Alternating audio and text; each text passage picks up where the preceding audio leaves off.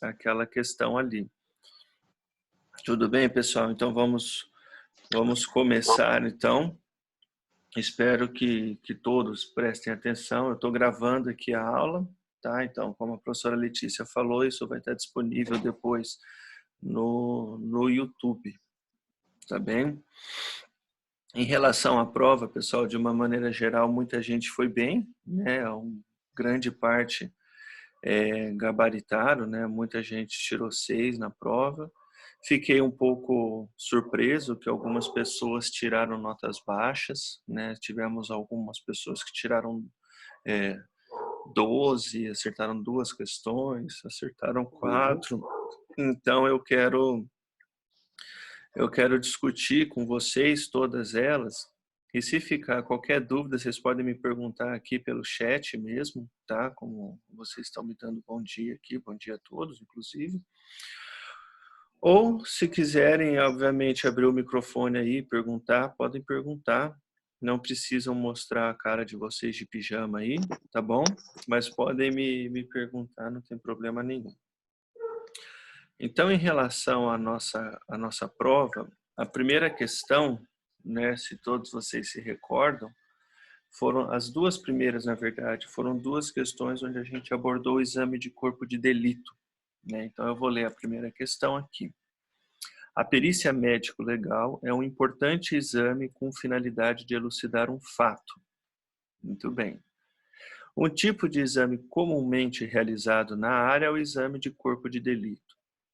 A respeito desse exame, assinale a alternativa incorreta, tá? Então, a respeito dessa primeira questão, né? Então, a respeito dessa questão de corpo de delito, eu pergunto a alternativa incorreta, tá? Bom dia a todos, quem eu ainda não cumprimentei. Eu vou desativar o áudio, pessoal. Eu não sei quem que está com o áudio ligado. Eu vou desativar de todo mundo. Não porque eu não quero que vocês falem, mas só para não dar microfonia por hora. Quando vocês forem perguntar, só vocês mesmos conseguem ativar. Combinado? Pessoal, para quem entrou agora, tá? Então, o pessoal que entrou por último aí, eu vou explicar um pouco do que eu planejei para vocês, tá? Então, nós vamos ter agora, que eu achei que ficou bem melhor, o período todo de aula com vocês. Então, se a nossa aula é das 8 às 9h40, esse período todo nós estaremos com vocês em Zoom, em YouTube, seja lá o canal que for. Nós vamos utilizar por hora o Zoom. O Zoom, como vocês devem saber, a versão grátis dele permite reuniões de 40 minutos. Então, por essa razão, no período das nossas 2 aulas, nós vamos ter duas reuniões de 40 minutos. Ficou claro isso? Então, 40 minutos iniciais, aí acaba o tempo da liberação grátis do Zoom, aí terminou, a gente vai para a próxima reunião, logo em seguida, né, com mais 40 minutos, e dessa forma chegar num tempo suficiente da nossa aula e a gente conseguir conversar, enfim, passar todo o conteúdo. Por essa razão que no grupo lá a gente mandou o convite de 2 reuniões. Então, uma no primeiro horário e uma no segundo. Isso, obviamente, por conta da liberação do Zoom. Se a gente tivesse a versão paga, a gente conseguiria fazer reuniões mais longas. E aí, como a professora Letícia comentou com vocês, tem a questão toda do acerto da faculdade, negociando com Teams, com Zoom, com outras fontes ali, para que a gente não tenha essa limitação. Por hora nós temos, então por hora a gente vai fazer 2 reuniões. Ficou claro isso? Vão me dando feedback para eu saber se vocês entenderam. Então, toda segunda-feira, pela manhã, eu vou mandar para vocês, até então, por hora, 2 convites. Uma do primeiro horário e uma do segundo. Nos dias de aula normal, né? Então, nos dias que a gente vai ter conteúdo novo, eu optei por fazer da seguinte maneira. Nesse primeiro momento, de reunião, né? Então, nos primeiros 40 minutos, 50 minutos que seja, eu vou apresentar a aula para vocês. Então, eu vou projetar a tela, o PowerPoint, igual a gente faz em sala de aula, e vou projetar e a gente vai conversar sobre o conteúdo da aula, né? Então, como eu acho que a gente projetar direto aqui não tem aquela perda de tempo de montar computador, montar data show, fazer chamada, aquela coisa toda, eu acredito que a gente consiga terminar o conteúdo teórico antes das duas reuniões, né? Então, eu acho que a gente consegue aproveitar melhor o tempo.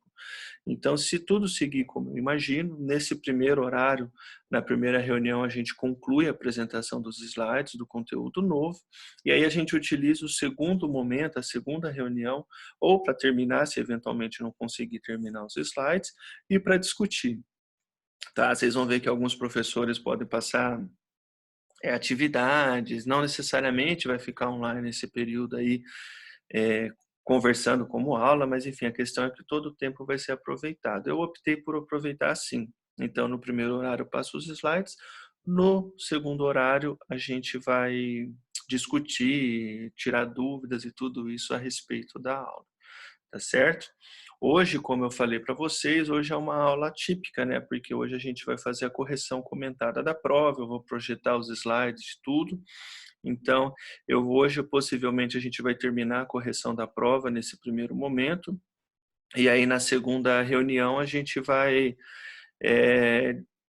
discutir um pouco sobre a aula da semana passada de energias de ordem física. Combinado? Então, quando o pessoal começou a entrar aí, a gente estava lendo a primeira questão da prova, né? Na verdade, as duas primeiras, prova essa novamente, que eu acho que não teve muito dificuldade, apesar de algumas pessoas terem tirado algumas notas baixas. Então, por isso eu acho importante a gente conversar e comentar, tá? Então, as duas primeiras falavam sobre exame de corpo de delito. Então, a primeira questão dizia o seguinte: perícia médico-legal é um importante exame com a finalidade de elucidar um fato. Até aí, nenhuma novidade para vocês, né? Um tipo de exame comumente realizado na área é o exame de corpo de delito. A respeito desse exame, assinale a alternativa incorreta. Então, aqui eu quero saber o que é incorreto a respeito do corpo de delito. Primeira alternativa: a perícia médico-legal pode ser realizada em indivíduos vivos ou mortos. Claro, isso a gente já viu. E quando realizado em objetos, né? Então, quando realizado em objetos, em cena de crime, realiza-se a perícia criminal. Então, até aí está correto. Essa alternativa, como a gente viu, a perícia, né, pode ser realizada em gente viva, né? Então, para verificar uma lesão, uma agressão, esse tipo de coisa, ou ainda em cadáver. Corpo de delito consiste no conjunto de elementos decorrentes de um fato delituoso, né? Então, isso também a gente viu que é fato, é verdade, né? Então, quando a gente pensa em corpo de delito, a gente pensa em qualquer elemento decorrente. Então, diferente do que muitas pessoas pensavam, não acontece somente no corpo, na vítima, né? Então, pode ser realizado exame de corpo de delito em objeto, esse tipo de coisa. Terceira alternativa: o exame de corpo de delito pode ser solicitado por qualquer pessoa, apesar de ser requisitado por uma autoridade policial ou judicial. Muito bem, isso também é verdade, né? Então, qualquer pessoa pode solicitar, né, fazer a solicitação de um exame, entretanto, ele vai ser requisitado por uma autoridade, ou policial ou jurídica. O exame de corpo de delito deve ser realizado por um perito oficial ou dois ad hoc. Isso também é verdade, né? Então a gente conversou que até anos atrás precisava de dois peritos oficiais e isso mudou, né, há pouco tempo. Então hoje a gente precisa de um único perito oficial ou dois peritos ad hoc. Então, consequentemente, a alternativa incorreta vai ser a última, mas vamos ver por que ela está incorreta. O exame de corpo de delito somente é realizado diretamente em face do corpo de delito. Então, isso é falso porque a gente viu que ele pode ser realizado de maneira indireta, né? Então, eu vou abrir aqui os slides do corpo de delito, né, para que eu mostre para vocês exatamente os slides da aula, tá, pessoal? Então eu vou projetar a minha tela, tá? Aí eu quero que vocês vejam se vocês estão enxergando os slides aí. Muito bem. Pessoal, vocês estão visualizando os slides? Respondam para mim aí se está vendo os slides, porque eu estou projetando. Muito bem. Então, essa foi a aula de peritos e perícias médicos legais, certo? Então, aqui eu vou passando até chegar no que é de interesse nosso, tá? Então, a gente falou um pouco sobre o que é a medicina legal. Deixa eu só ver o que vocês estão me perguntando aqui. Muito bem, tá. Então, aqui eu só estou passando, aí a gente falou de documentos, os tipos de documentos, o perito, blá, blá, blá. Pessoal, eu estou passando relativamente rápido para que a gente chegue na área de interesse, tá? Então, o primeiro ponto aqui que responde aquela questão alternativa, então, perito criminal, ele vai recair sobre instrumentos relacionados ao local do crime, né? Então, quando a gente pensa em peritos, em perícia em objetos, a gente pensa em perícia criminal. Então, isso torna aquela alternativa verdadeira, tá? Aí, chegando de fato na perícia, a gente viu que a perícia pode ser realizada em vivo, em mortos e em objetos, igual a gente afirmou naquela questão. E aí, falando exatamente do corpo de delito, né, então, nesse slide tem alguns pontos que validam aquelas alternativas. Então, conjunto de elementos decorrentes de um fato, né, então são vestígios deixados pelo crime, base de todo o procedimento. E aí a gente viu que é todo elemento capaz de esclarecer um crime, né? Então, tudo isso que a gente viu lá na questão, né? Aí o exame de corpo de delito, de fato, a gente viu que ele pode ser solicitado por qualquer pessoa e é requisitado por uma autoridade. Então, isso torna aquela alternativa verdadeira também. E aqui é bem esse slide que mostra por que aquela última alternativa é falsa, né? Então, a gente viu que, pensando no corpo de delito, nós temos o direto e o indireto, né? Então, o indireto, nós não estamos face a face com o corpo, né? Então, a gente utiliza outros meios, como prova testemunhal, tá? Então, isso mostra por que aquela alternativa é falsa e só validando uma outra alternativa, exames de corpo de delito são realizados por um perito oficial ou 2 peritos ad hoc, tá? Então, eu acho que dessa maneira a gente conseguiu responder e mostrar para vocês nos slides toda essa questão 1. Tudo bem, pessoal? Questão 1, alguém ficou com alguma dúvida, acha que ficou algum ponto que ficou questionável, alguma coisa que não entendeu? Posso ir para a questão 2? Eu acho, pelo menos no meu entender, deve ter ficado bem claro, né? Espero que todos sejam dessa mesma opinião. Muito bem. Aí, pessoal, a questão 2 ainda falava de exame de corpo de delito, né? Então, a questão 2 da nossa prova dizia o seguinte: o exame de corpo de delito se vê obrigatório em algumas situações e é considerado dispensável em outras.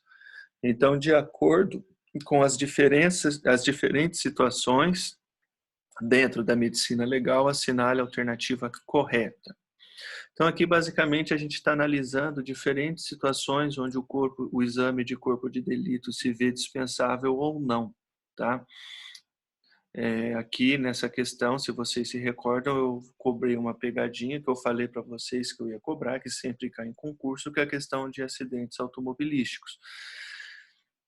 Mas vamos ver o que está correto. Então, alternativa 1. Em situações onde a causa da morte for evidente, o exame de corpo de delito se vê sempre dispensável.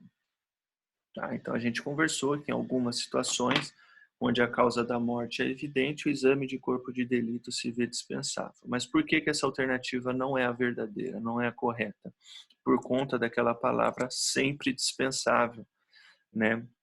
E aí, para tornar essa alternativa falsa, eu converso com vocês a respeito dos acidentes automobilísticos, né? Então, muitas vezes, tem um acidente de carro lá, bate o carro e a gente sabe com toda certeza que a causa da morte foi o trauma, né? Foi a lesão contundente do acidente automobilístico. Mas por que que o exame não é dispensável? Por conta daquilo que a gente conversou.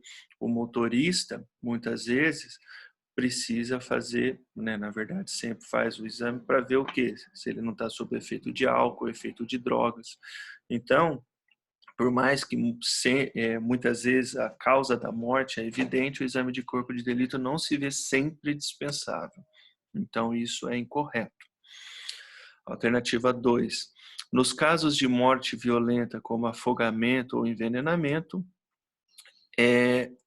o corpo deverá ser encaminhado para análise ao IML. Então, essa alternativa é a correta. Então, a gente viu, dentre algumas situações, o corpo encaminhado para o IML, naquelas situações de morte violenta, esse tipo de coisa. Mas vamos ver por que que as demais são incorretas. Nos casos de acidentes automobilísticos, quando a causa da morte é evidente, o exame de corpo de delito se vê sempre dispensável. Então, aqui é falsa pela mesma razão da alternativa 1, né? Aí, quarta alternativa, o exame de corpo de delito não pode ser realizado em seres inanimados, como objetos ou armas. Isso também é falso, a gente já viu na questão anterior, que o exame corpo de delito é qualquer vestígio deixado pelo crime. Então, muitas vezes a gente faz análise em objetos, então isso torna falso. E aí, a alternativa E, a última no caso, quando na impossibilidade de realizar o exame de corpo de delito, não temos artifícios. Então, isso também é falso, a gente viu, se vocês responderam corretamente a questão 1, a questão 2, vocês vão matar o porquê que essa alternativa é falsa. A gente viu que muitas vezes, na impossibilidade de realizar o corpo de delito, a gente se apega a provas testemunhais, né? Mas, de qualquer maneira, para que vocês consigam entender, eu vou mostrar para vocês novamente o slide aqui que mostra essa questão do acidente automobilístico, né? Então, eu acho que não tem necessidade da gente ver o porquê que a gente realiza um objeto, né? Isso a gente já viu em questão anterior, né? Agora aqui só, deixa eu achar.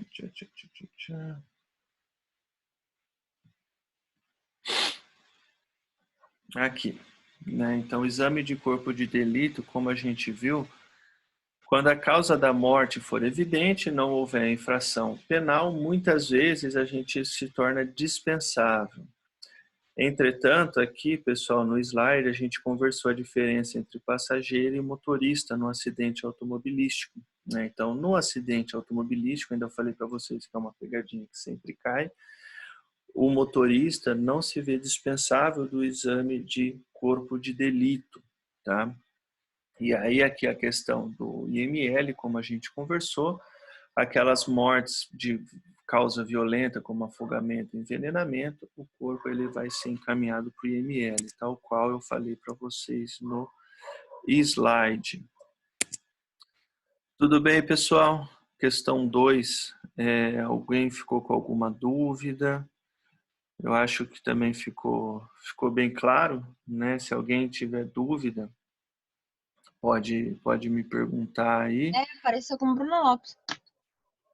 Você não saiu da minha conta? Opa! Tem alguém conversando aqui, pessoal. Deixa eu tirar os áudios aqui para facilitar. Não sei quem está na conta da pessoa que falou aí, mas sai da conta dela. Tudo bem, pessoal. Tudo bem? Questão 2, né? Dessa maneira, se tiver tudo certo, nós partimos então para a questão 3, tá? A questão 3, a gente falou de documentos médicos legais, né? Então, foi uma questão onde a gente conversou sobre os diferentes documentos e aquela coisa toda. Então, eu vou ler aqui e, da mesma maneira, eu abrirei os slides para que não reste dúvidas. Então, questão 3. A medicina legal pode ser definida de maneira simplificada como a especialidade que utiliza conhecimentos da medicina para esclarecimento da área da justiça. Muito bem. Para tal, diversos documentos são elaborados a fim de ajudar nesse esclarecimento. Então, a respeito dos documentos médicos legais, analise as afirmações e assinale a correta. Então, aqui, basicamente, eu quero saber a afirmação correta a respeito dos documentos médicos legais. Então, primeira, os documentos médicos legais podem ser classificados somente em relação ao seu conteúdo, né? Então, aqui é falso. A gente já viu que os documentos médicos legais eles podem ser classificados de outras maneiras além do seu conteúdo. Um documento médico legal é considerado oficioso quando emitido a pedido da Justiça? Não, né? Então, a gente pensa em um documento oficial, né? Quando emitido a pedido da Justiça. Aí, questão C. Relatório médico legal é um exemplo de documento oficial. Então, essa questão é a correta, né? A gente já viu que de todos os documentos, o relatório é o verdadeiro documento, é aquele que é solicitado a pedido da Justiça e é, portanto, um documento oficial. Pessoal, vocês me desculpem aí o latido, é que eu tenho um cachorro aí que não está colaborando muito com a nossa aula, mas espero que estejam todos me ouvindo bem. Alternativa D. O relatório é considerado o verdadeiro documento da medicina legal. Correto, né? E é composto por preâmbulo, quesito, histórico, descrição, discussão e conclusão. Tá, até aqui está corretinho, bonitinho. Aí, depois do ponto, eu digo o seguinte: sendo que a única parte obrigatória em todo relatório é a conclusão. Então, é isso que torna essa questão falsa, tá? Tudo bem, Bruna. Então, essa questão, essa alternativa, ela é falsa porque a gente viu que, dentre as partes obrigatórias, a grande maioria é, né? A única que é opcional é a discussão. E aí, a última questão. Dentre os diferentes relatórios, os quesitos são fixos e os mesmos independente do crime. Então, isso também é falso, né? Então, quando a gente pensa em relatório, em quesito, né? Os quesitos, como a gente viu, ele varia de crime para crime. Então, dependendo da situação, pode ter diferentes quesitos, uma vez que a gente viu que os quesitos nada mais são do que aquelas questões que têm por objetivo, sempre que possível, ser respondida na conclusão. Mas, de qualquer maneira, vamos mostrar o Data Show, né?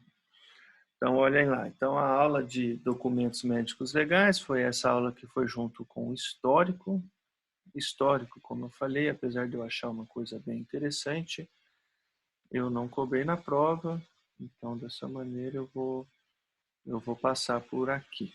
Muito bem. Então, opa. Júlio César, muito bem, muito bem.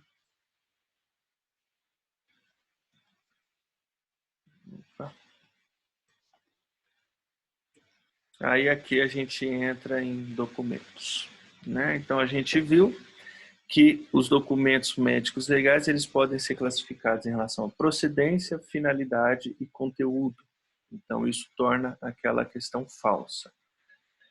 Então ele pode ser classificado de diferentes maneiras, não só em relação ao conteúdo, né? Outro ponto, na questão, numa das alternativas, eu dizia que um documento que era pedido da Justiça era um documento oficioso, né? Então, quando a gente emite um documento a pedido da Justiça, é um documento oficial, tá? Que é mais? Tá. Daí a gente conversou sobre as partes do relatório, né? Então, alguns pontos. Então, aqui, ó. As partes do relatório são essas 6, como a gente conversou: preâmbulo, quesito, histórico, descrição, discussão e conclusão. Então, aquela questão era falsa quando falava de quesitos, por quê? Porque falava que era fixo, independente do crime. E a gente viu no próprio slide que cada crime possui o seu quesito. Então, por exemplo, houve morte, foi empregada asfixia, então dependendo do crime a gente tem um quesito a ser respondido, né? E aí a discussão, como a gente falou, é a única parte que não é obrigatória, né, no relatório. Todas as demais são obrigatórias. Então, com isso, aquela que seria a questão verdadeira. Ficou claro, pessoal, essa questão 3? Fácil, fácil. Posso partir para a próxima questão? Muito bem. Pessoal, tá indo bem assim? Tá conseguindo acompanhar? Se tiverem dúvidas, me perguntem, tá? Eu acho que senão eu vou indo embora aqui, tá? Vou seguindo. Nós temos mais 10 minutos até acabar esse primeiro horário. E aí logo em seguida eu já vou entrar na segunda reunião, tá bom? Então, questão 4, aí na questão 4 a gente entrou em traumatologia forense, né? Na verdade, a questão 4 e 5 a gente já entra em traumatologia. É um tema bem bacana, eu pelo menos gosto. Então, vamos lá. Questão 4. A traumatologia forense constitui um campo da medicina legal que se ocupa das implicações jurídicas dos traumatismos ou lesões em geral. Então, nesse aspecto, é correto afirmar. Então, vamos lá.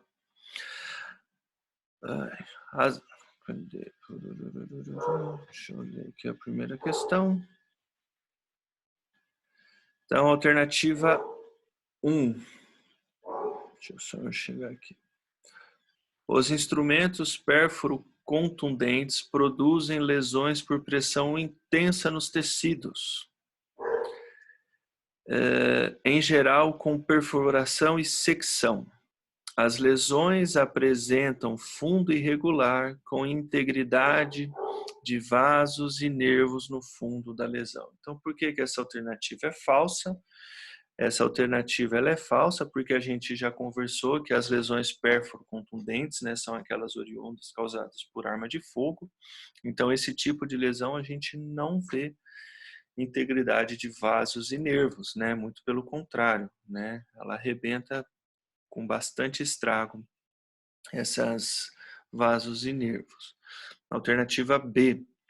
Os instrumentos perfurantes produzem lesões de maneira geral mais profundas do que largas, e o orifício de entrada normalmente é menor do que o diâmetro do instrumento. Então, essa seria a alternativa verdadeira. Então, quando a gente pensa em instrumentos perfurantes, né, então diferente da pérfuro contundentes, enfim, esses instrumentos perfurantes a gente pensa, por exemplo, numa agulha, naquele raspador de gelo que eu mostrei para vocês alguns exemplos. Então, são instrumentos pontiagudos. Então, a tendência das lesões é que elas sejam mais profundas do que largas, obviamente, né? Então, se eu faço uma perfuração com uma agulha no meu corpo, obviamente ela vai ser mais profunda do que larga. E como a gente conversou, o nosso corpo, ele apresenta elasticidade. Então, dessa maneira, a própria elasticidade do tecido faz com que o orifício, muitas vezes, ele seja o quê? Menor do que o instrumento. Então, isso torna essa questão verdadeira. Mas vamos ver as outras, porque são falsas. As características do orifício de entrada produzido por arma de fogo são forma irregular, halo de enxugo, auréola, esfumaçamento, independente da distância. Então, esse é um ponto que a gente conversou bastante nas questões de pérfuro contundentes, né? Então, essas características, obviamente, são influenciadas diretamente pela distância do disparo, né? Isso porque, novamente, quando faz o disparo, tem a queima de gases, aumenta a temperatura. Então, muitas dessas características, elas são decorrentes não do projétil em si que entrou, mas por conta da queima dos gases, né? Então, são influenciadas pela distância. Aí, questão 4. As lesões por agentes cortantes comumente estão relacionadas com deslizamento sobre o tecido. E o exemplo desse tipo de lesão é o projétil de arma de fogo. Então, isso torna falsa essa última frase, né? Então, quando a gente pensa em ação cortante, a gente pensa em deslizamento sobre o tecido, de fato, né? Tal qual eu disse ali, só que o exemplo clássico não é, obviamente, arma de fogo, né? O exemplo clássico aí, uma navalha, esse tipo de situação. Aí, a última, que eu já cobrei essa questão, na verdade, naquele questionário, a equimose é a expressão final da infiltração e tem pouca importância, né? Então, não, né? A gente já viu que a equimose, as características da coloração daquela lesão têm grande importância, porque muitas vezes a gente consegue mensurar, né, o período com que ocorreu aquela lesão. Então, a alternativa correta, né, como a gente já viu, aquela questão que fala das lesões perfurantes, né, onde o instrumento ele vai ser lesões mais fundas do que largas. Mas vamos ver os slides mesmo assim para que vocês não fiquem com dúvidas. Então, esse é o nosso slide de energias de ordem mecânica. Aí a gente vê que pode ser de maneira direta, indireta, aqui perfurante, cortante, contundente, tudo isso. Muito bem. Então, aquelas que são causadas por instrumentos perfurantes, que é justamente a nossa questão, a nossa alternativa certa, né? Então, são aquelas, como eu falei, raspador de gesso, agulha, garfo, seja lá o que for, né? Então, os instrumentos, eles têm aspecto pontiagudo e fino, né? Então, as feridas são pontiformes, como a gente falou. Então, o que vai acontecer? Nesse tipo de lesão, normalmente o instrumento vai afastar as fibras do tecido, então dificilmente vai seccionar. E a abertura dessa maneira se torna estreita, tá? Então, aqui, ó, a abertura quase sempre menor que o instrumento, tá? Então, por isso a alternativa é falsa. Então, aqui está um exemplo, uma lesão causada por um instrumento perfurante. Aqui várias lesões e aquela coisa toda. Há instrumentos cortantes, como a gente conversou, ele corta através de um gume afiado, então como a gente falou, estava certo que ele desliza sobre os tecidos, mas exemplo dele não é arma de fogo, né? Como eu falei, é uma lâmina, uma gilete, esse tipo de situação.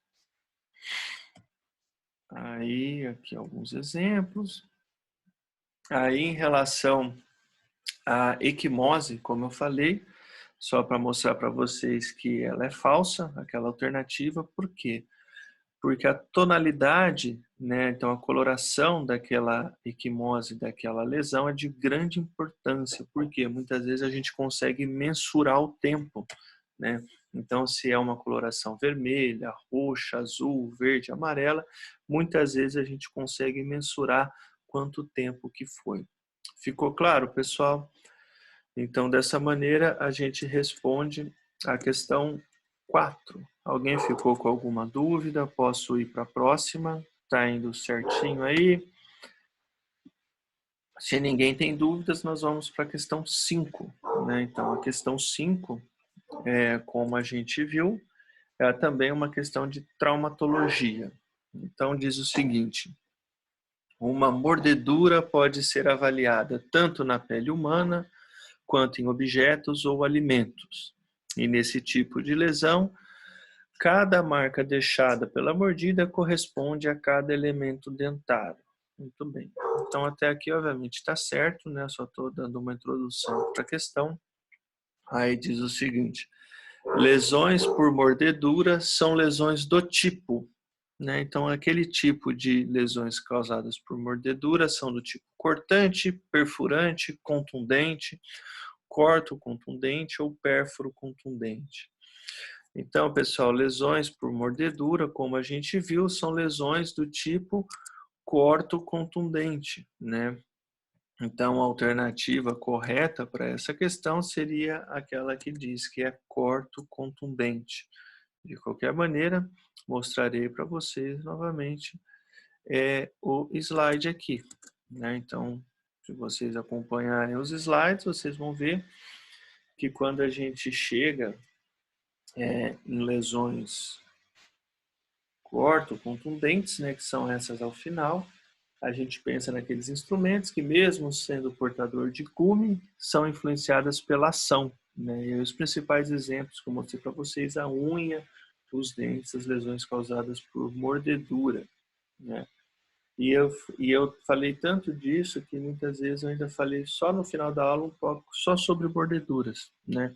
Então, sobre como que a gente faz para identificar, qual seria a sequência. E primeiro a gente fotografa, aí faz o molde, aquela coisa toda. Tudo bem, pessoal? Questão 5, também fácil. Alguma dúvida até aqui? Se ninguém tem dúvidas em relação à questão 5, eu partirei para a questão 6. Muito bem, muito bem. Excelente. Então vamos para a questão 6. Eu não sei quanto tempo eu já tenho de reunião aqui. Não sei como. Enfim, eu acho que eu vou pelo menos ler a próxima questão para a gente começar. Na verdade, pessoal, eu acho que eu já vou encerrar a nossa reunião. Eu tenho 40 minutos, são quase 8h40. Combinado, pessoal? Então, eu estou encerrando essa aqui, tá? E vou já dar início naquele segundo link, na parte 2, onde a gente vai corrigir as demais questões. Combinado? Então, eu estou encerrando essa e aguardo todos vocês na próxima. Por favor, vão para a próxima reunião para que a gente termine a correção. Muito bem.